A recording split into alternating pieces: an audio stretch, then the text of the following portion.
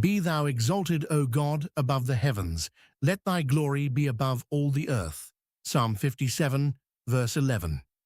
The petition contains only a few words, but those words carry the full significance of everything David has said from the opening cry of the psalm to this last line. This is not a new thought. David said these exact words back in verse 5. Be thou exalted, O God, above the heavens. Let thy glory be above all the earth.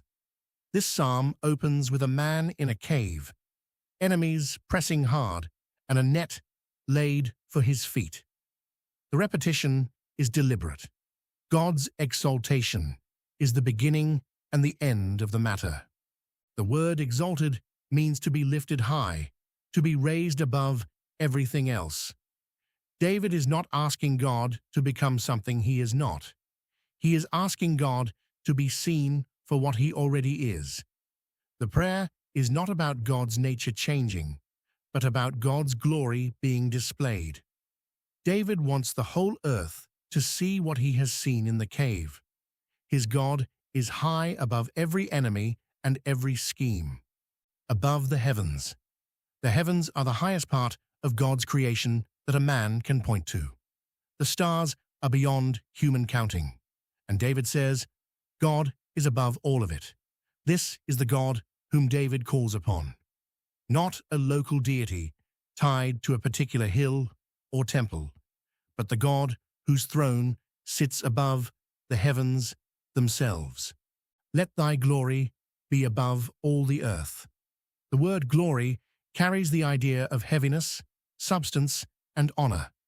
God's glory is his manifest presence, the visible display of who he is. David is asking that this glory cover the earth, not a corner, but all of it. The connection to verse 10 is direct.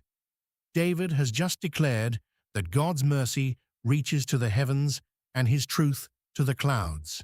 Now he prays that the God whose mercy and truth fill the sky would be exalted over the whole earth.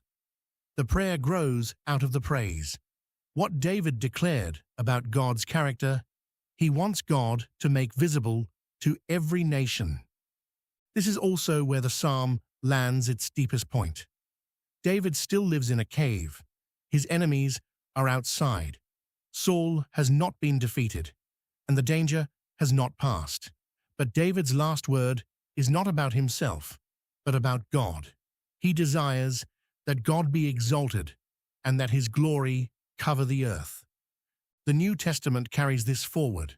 Paul places it in a string of Old Testament texts that point to Gentiles glorifying God alongside Israel. What David prayed in a cave, Paul sees fulfilled in Christ, whose death and resurrection open the praise of God to every people. The missionary impulse in verse 9 and the global scope of verse 11 are not accidental. David's prayer for God's glory above all the earth points forward to the day when every knee bows and every tongue confesses that Jesus Christ is Lord, to the glory of God the Father. Philippians 2, verses 10 to 11. The psalm ends where it must, not with David, but with God.